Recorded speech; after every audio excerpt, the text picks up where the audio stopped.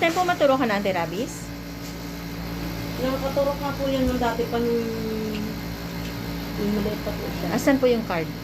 Wala po po po. Wow. Back to zero kasi pag wala tayong pruweba nakita, ha? Opo. So, ngayon po ay nakagat po siya dahil Nakalmot po siya ng... Kalmot o kagat? Ay, nakagat po siya kasi may dala siyang pagkain. okay. Inagaw po sa kanya. Saan ka nakagat, be? Tingin. Patingin. Saan dyan? Ayun po. Ngipin niya po. Kanan mo.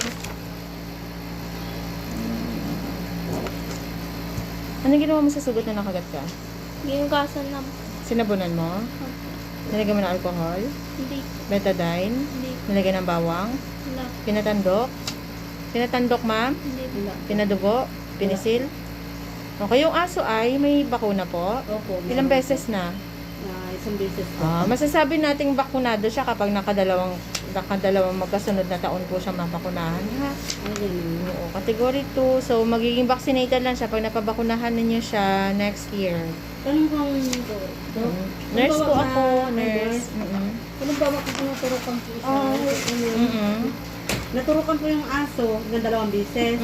At saka bawan, may natin hinihingi, nakagat ulit siya ng aso na may bakuna na yun. Okay po yun?